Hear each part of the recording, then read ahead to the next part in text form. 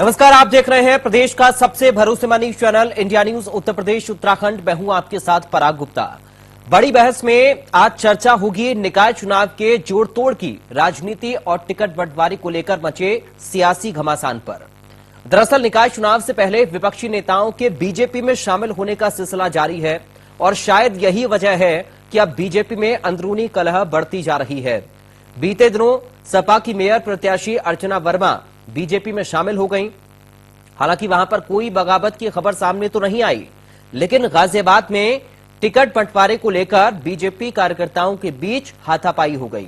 BJP कार्यकर्ताओं ने स्थानीय विधायक सुनील शर्मा पर अपने लोगों को टिकट देने का आरोप लगाया, जबकि मिर्जापुर में टिकट कटने से नाराज बीजेपी नेता ने भ्रष्टाचार के आरोप लगाए और साथ ही कहा कि अपहरण हत्या का उद्योग चलाने वाले लोग बीजेपी में शामिल हो गए हैं।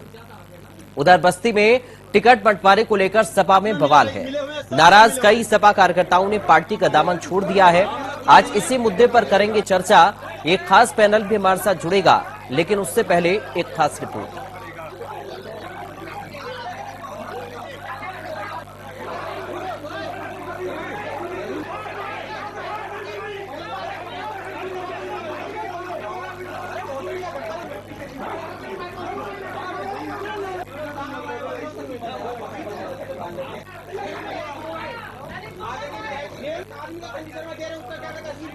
बड़ी पार्टी का दावा करने वाली पार्टी भारतीय जनता पार्टी का दिवालियापन देखिए आप कि उसके पास खुद का प्रत्याशी तक नहीं है चुनाव लड़ाने के लिए।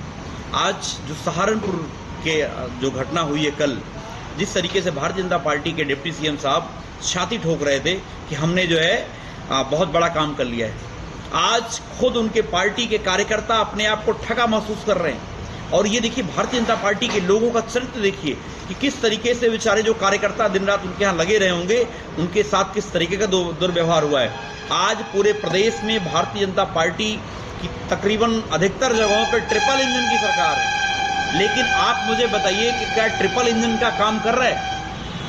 निकाय चुनाव बहुत ही निचले स्तर का चुनाव होता है, मोहल्ले स्तर का चुनाव होता है, बहुत से दावेदार होते हैं, तो सभी पार्टियों में अपनी अपनी दावेदारी लोग प्रस्तुत करते हैं। टिकट किसी एक को ही मिलता है, कुछ लोग नाराज होते हैं, रूठते हैं, उन्हें मनाया जाता है, उन्हें समझाया जाता है और धीरे धीरे चुनाव की स्थिति आते आते सब कार्यकर्ता चुनाव लड़ाने में लग जाते हैं।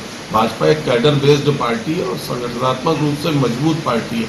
हमारे यहाँ लोग हैं, विधायक, सांसद और उच्च पदों में बैठे लोग, पदाधिकारी लोगों को समझा बुझाकर चुनाव में लगा लेते हैं। हर चुनाव में लोग मांगने वाले ज्यादा होते हैं, टिकट किसी एक को मिलती है, इस तरह की चीजें सामने आती है, लेकिन समय रहते सब चीजें सुलझ जाती है। ज्यादा आ गए ना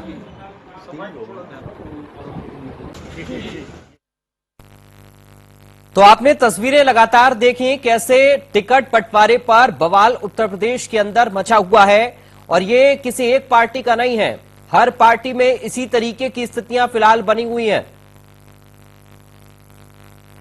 तो देखिए, मेरठ में कई बीजेपी कार्यकर्ताओं ने इस्तीफा दे दिया है। कहां कहां पर घमासान है, ये ग्राफिक्स के जरिए आपको बता रहे हैं कि आखिर कहां पर बवाल टिकट को लेकर मचा हुआ है। मेरठ में कांग्रेस कार्यकर्ताओं के बीच में खींचतान देखी गई है।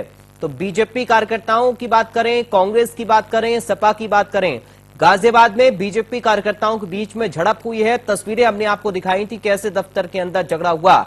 पीलीभीत में सपा कार्यकर्ताओं के बीच में खींचतान हुई है, यह भी हमने आपको दिखाया किस तरह से लगातार तस्वीरें सामने आ रही हैं। मिर्जापुर में नाराज बीजेपी नेता ने गंभीर आरोप लगाए हैं। बस्ती में कई सपा कार्यकर्ताओं ने पार्टी को छोड़ दिया है। कानपुर में कांग्रेस कार्यकर्ताओं के बीच में घमासान की स्थिति देखी गई है। बरेली में टिकट को लेकर भारतीय जनता पार्टी में घमासान है। तो ये ग्राफिक के जरिए अलग अलग जगहों की तस्वीरें हम आपके सामने साफ कर देना चाहते हैं कि आखिर कहां कहां पर क्या स्थिति बनी हुई है, किस पार्टी में टिकट को लेकर घमासान मचा हुआ है, कहां पर किस पार्टी के नेता पार्टी को छोड़कर दूसरी पार्टियों में शामिल हो रहे हैं।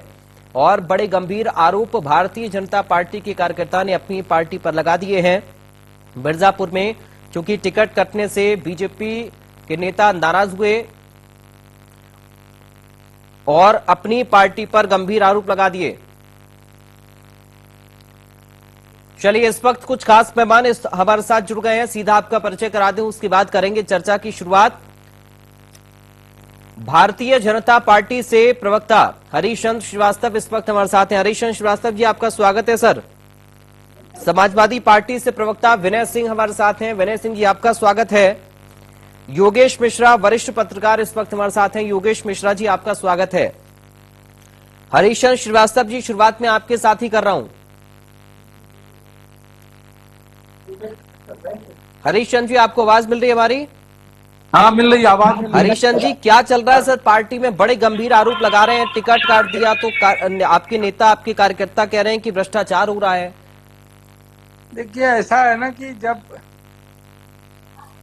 किसी दल की लोकप्रियता बहुत ज्यादा होती है तो, और भारतीय जनता पार्टी आज दुनिया की सबसे बड़ी राजनीतिक पार्टी है, कार्यकर्ताओं के एस्पिरेशंस होना बहुत स्वाभाविक है। जगह एक होती है, तो ऐसे में पार्टी के लिए जो भी समीचीन होता है, पार्टी का नेतृत्व तो ऐसा निर्णय लेता है। उसको लेकर के कई बार कुछ कार्यकर्ता के मन में असंतोष दिखाई पड़ता है, लेकिन भारतीय जनता पार्टी एक बहुत अनुशासित पार्टी है। आप देखेंगे कि ये फौरी तौर पे तो कुछ लगता है, लेकिन भारतीय जनता पार्टी पूरी वन स्पिरिट में जो भी नेतृत्व का निर्णय हो जाता है उसको पूरी तरह से फॉलो करते हैं। लेकिन हरीशचंद्र जी, अनुशासन तो तभी खत्म हो जाता है जब कार्यकर्ताओं के बीच में हाथापाई की नौबत आ जाती है गाजियाबाद में।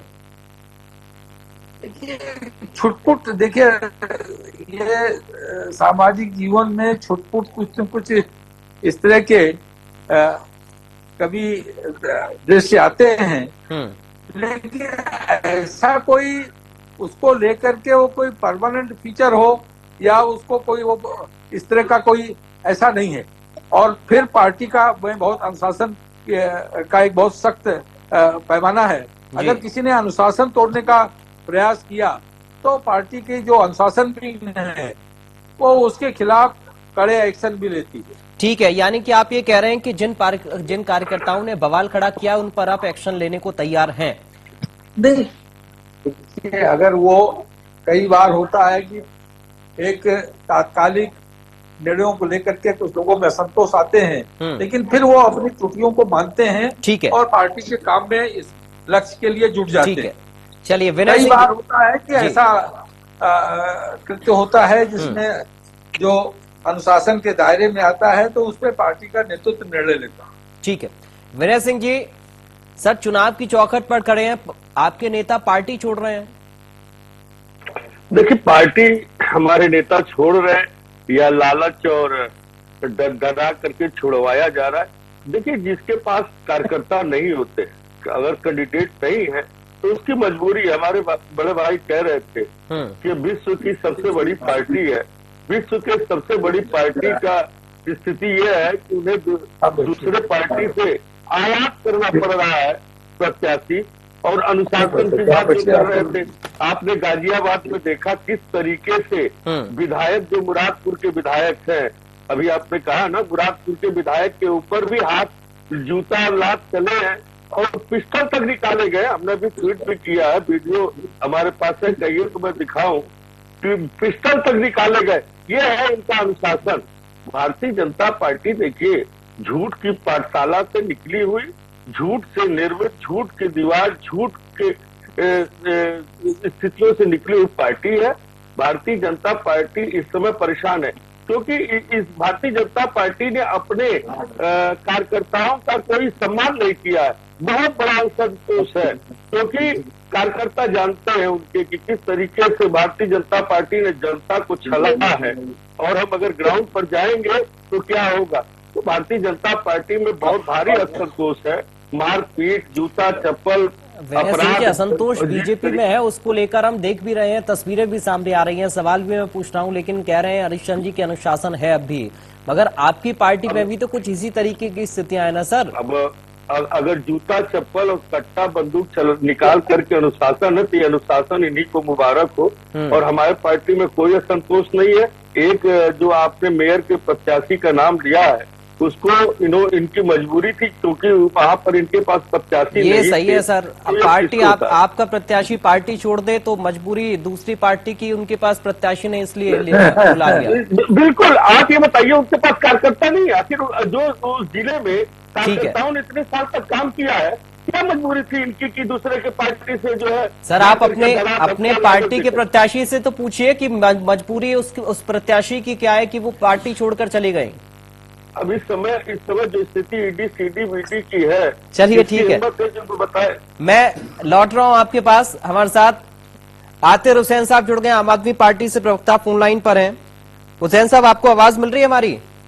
आपकी आवाज जी हुसैन साहब, पार्टियों में घमासान मचा हुआ है। बीजेपी हो, समाजवादी पार्टी हो, कांग्रेस पार्टी हो, सबकी स्थिति एक जैसी हम देख रहे हैं। आपकी स्थिति कैसी है अभी? देखिए, हमारी स्थिति तो बहुत साफ है। हम तो पहले पेज के सारे प्रत्याशी घोषित कर चुके हैं। अगर आप चाहें तो मैं प्रत्याशियों के नाम भी आपको बता सकता हूँ। लेकिन मौजूदा स्थिति ऐसा लग रहा है कि जैसे भारतीय जनता पार्टी, समाजवादी पार्टी और बहुत पार्टियों को प्रत्याशी नहीं मिल रहे हैं। ठीक है, विधानसभा चुनाव में मुद्दे अलग होते हैं, मेयर प्रत्याशियों में या निकाय चुनाव में मुद्दे अलग होते हैं, लोकल मुद्दे होते हैं। मुझे लगता है कि चुनाव शुरू होने से पहले ही जनता ने इन पार्टियों को नकार दिया है।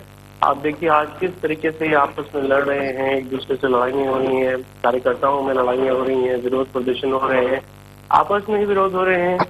ये वक्त था कि विपक्ष जो है, जैसे विपक्षी पार्टियां हैं, वो बताती सत्ता पक्ष ने क्या किया है, ये सत्ता पक्ष बताती कि उन्होंने क्या काम किया है। लेकिन मौजूदा वक्त में देखिए ये अपनी ही पार्टियों की सफाई देने में लगे हैं। फिलहाल आम आदमी पार्टी पूरी तरीके से तैयार है। हमारे मुद्दे हैं, हम हाउस टैक्स जो है माफ करने जा रहे हैं, हाउस टैक्स साफ करने जा रहे हैं, वाटर टैक्स माफ करने जा रहे हैं और शहरों को साफ करने जा रहे हैं। इसको लेते हमने आगरा, फिरोजाबाद, गोरखपुर, लखनऊ, मथुरा, मुरादाबाद, वाराणसी, प्रयागराज, यहाँ सब हम प्रत्याशी घोषित कर चुके हैं। मेरठ के प्रत्याशी घोषित कर चुके हैं। सब प्रत्याशी अपनी मेहनत से काम कर रहे हैं, कार्यकर्ताओं के साथ डोर टू डोर कैंपेन कर रहे हैं। संजय सिंह साहब भी आप देखिए लखनऊ में डोर टू डोर कर रहे हैं।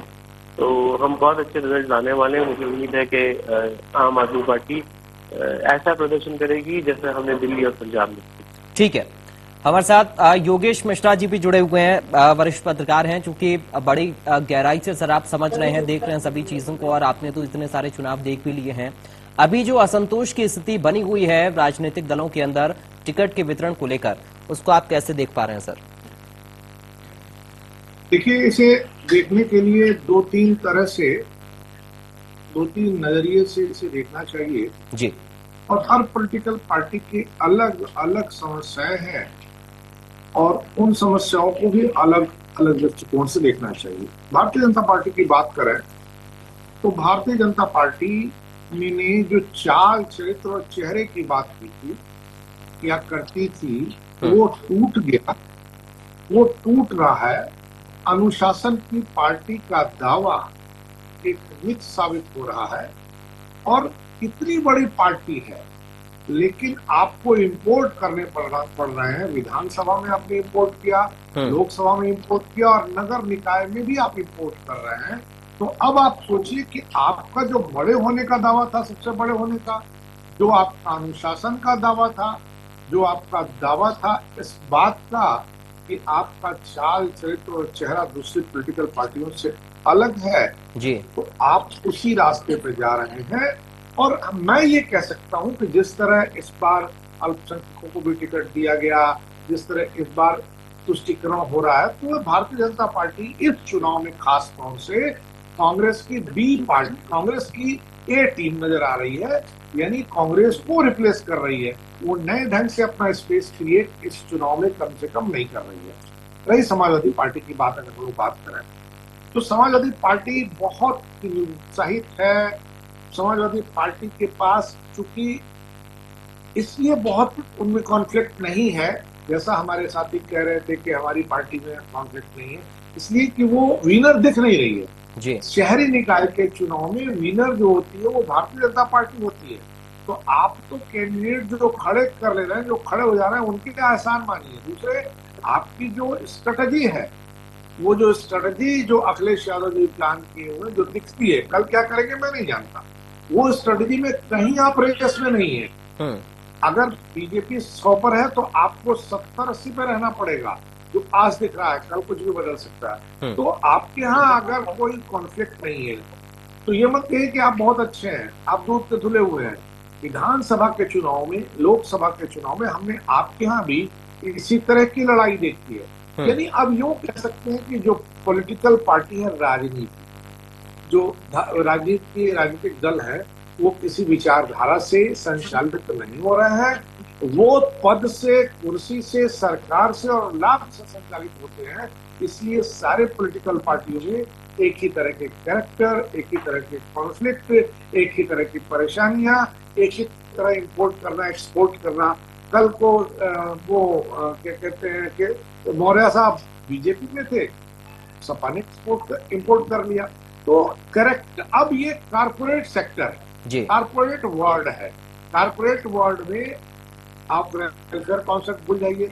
सत्ता चलाना, बीजेपी को भी सत्ता चलाना है, भारतीय जनता पार्टी, सपा को भी। तो अब ये उम्मीद करना कि सेवा भाव होगा, विचारधारा होगी, ये सब खत्म हो गया और पॉलिटिकल पार्टियों को लाभ, हानि, हार जीत के नजरिए से, चश्मे से सिर्फ देखना चाहिए। और उसी के हिसाब से अगर हमारा मतदाता देखेगा, तभी वो निराश कम से कम होगा, तभी वो डिप्रेस कम से कम होगा, तभी वो इन नेताओं की, इन पॉलिटिकल पार्टियों की सच्चाई समझ पाएगा। तो मुझे लगता है कि कोई बहुत डिफरेंस नहीं है, सब में एक ही तरह की कॉन्फ्लिक्ट है, एक ही तरह की समस्या है, किसी में कम है, किसी में ज्यादा है। जो विपक्ष, एक दौर मैंने बीजेपी का देखा है, कैंडिडेट नहीं होते थे बीजेपी के पास, बुला के कहा जाता था कि भाई आप चुनाव लड़िए, और एक दौर समाजवादी पार्टी का भी देख रहा हूँ। तो कोई इन दोनों में अंतर मत समझिए, वो कहिए कि एक सांप नाथ है, एक नागनाथ है, जैसे होता है, तो वो चीजें हैं। अब देखते हैं कि कौन अपने को कितना साफ सुथरा साबित कर ले जाता है, बस इतनी सी बात। ठीक है, अब हरीशचंद्र जी बहुत जल्दी से आ रहा हूं आपके पास। समाजवादी पार्टी ये कह रही है कि 22 के चुनाव में जनता का प्यार मिला, समर्थन मिला। अब निकाय चुनाव में आप तस्वीर देखेंगे, वो आपके खिलाफ होगी और उसका असर 2024 में पड़ेगा। कितनी बड़ी चुनौती निकाय चुनाव को आप लोग मान रहे हैं, क्योंकि आप तो कहते हैं कि हर चुनाव के लिए हम तैयार रहते हैं। देखिए, मैं चुनौती इसलिए नहीं मान रहा हूँ, करता हूँ 10 मिनट।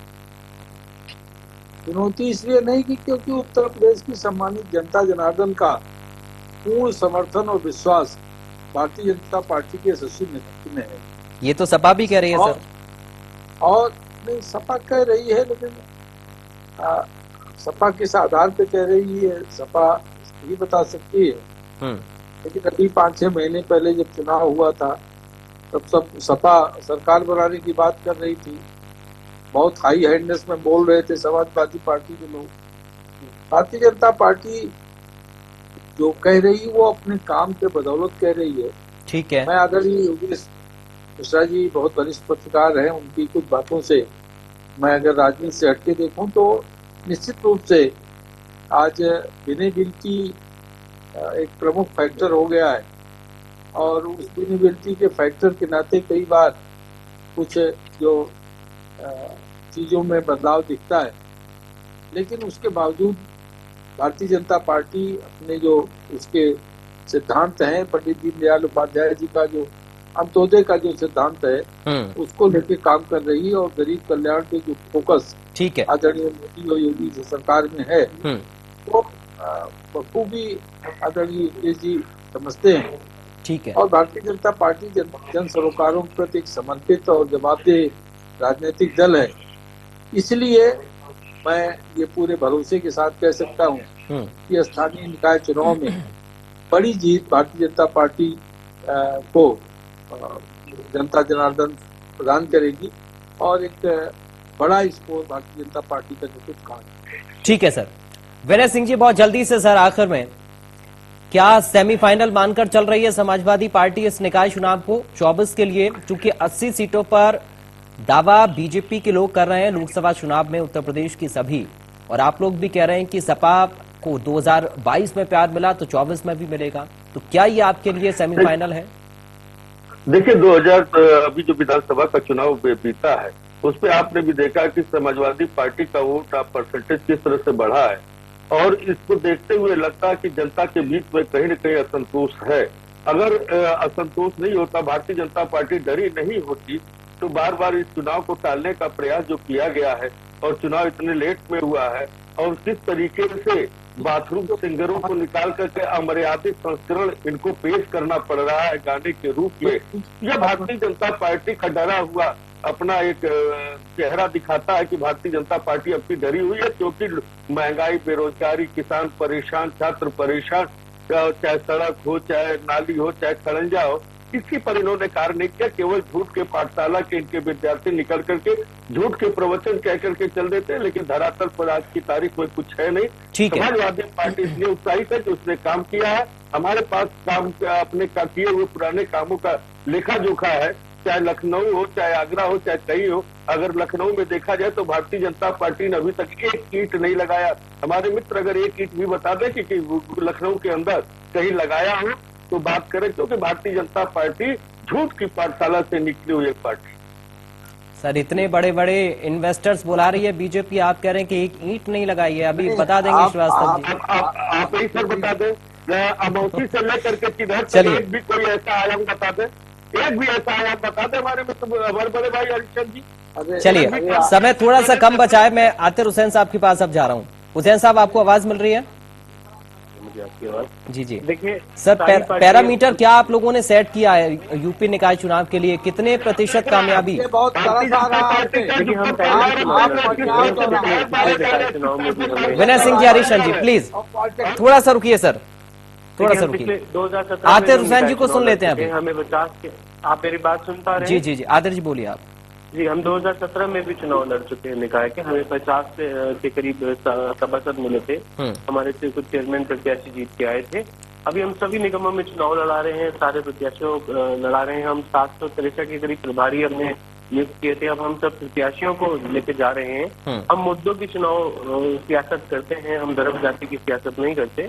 हमारे मुद्दे हैं, हम लोकल स्तर पे काम करने जा रहे हैं। ठीक है। हम झाड़ू वाली पार्टी हैं और हम ही पार्टी है, एक ऐसी पार्टी है जो शायद जिंदगी को साफ करती आई और करती रहेगी। और उत्तर प्रदेश में भी हमें बहुत प्यार मिलेगा, जैसे हमें दिल्ली एनसीडी में मिला। देखिए, दिल्ली एनसीडी में भारतीय जनता पार्टी का कितने समय से कब्जा था, लेकिन आम आदमी पार्टी ने दिल्ली एनसीडी में भारतीय जनता पार्टी को हराया। उत्तर प्रदेश में भी भारतीय जनता पार्टी को सिर्फ आम आदमी पार्टी हरा। ठीक है योगेश मिश्रा जी, बहुत फाइनल कमेंट से संक्षेप में एक उत्तर मैं आपसे इस पर चाह रहा हूं, क्योंकि स्थानीय चुनाव है तो कैंडिडेट को देखकर जनता वोट करेगी या फिर पार्टी को ज्यादा सर्वोपरि मानकर वोट करेगी? इस सवाल को आप कैसे देख रहे हैं? आमतौर पर इस तरह के चुनाव में पार्टी को ज्यादा प्रेफरेंस मिलता है, कैंडिडेट को उतना नहीं मिल पाता, क्योंकि चुनाव किसी एक इलाके में नहीं हो रहा, पूरे पैन यूपी में हो रहे। मान लीजिए सिर्फ गोरखपुर में बाई इलेक्शन होता तो वहाँ के कैंडिडेट पर लोग फोकस करते। जैसे रामपुर में इलेक्शन हुआ एमएलए का बाई इलेक्शन, तो वहाँ कैंडिडेट फोकस था। पर जब ओवरऑल पूरे स्टेट में इलेक्शन हो रहा तो पार्टी के साथ उसकी परफॉर्मेंस, उसके लीडर की गुडविल, ये सारी चीजें काउंट करती हैं और उसमें कैंडिडेट बहुत पीछे रह जाता। बस कैंडिडेट की इतनी उपस्थिति होती है कि वो उस इलाके के कास्ट को रिप्रेजेंट करता है या नहीं, बस। ठीक है सर, बहुत शुक्रिया आप चारों खास मेहमानों का। आज हमें चूंकि समय इतनी इजाजत दे रहा है इस चर्चा के लिए, बहुत शुक्रिया। आज की चर्चा का आप लोग हिस्सा बने। तो यूपी निकाय चुनाव को लेकर टिकट बंटवारे पर किस तरह से खींचतान और घमासान की स्थिति हर एक दल में देखी जा रही है, ये हम आपको तस्वीरें भी दिखा रहे हैं और बड़ी खबरों से रूबरू भी करवा रहे हैं। आने वाले वक्त में किस तरह की तस्वीर निकाय की उत्तर प्रदेश में बनती हुई नजर आती है, इसका इंतजार करना होगा। नमस्कार।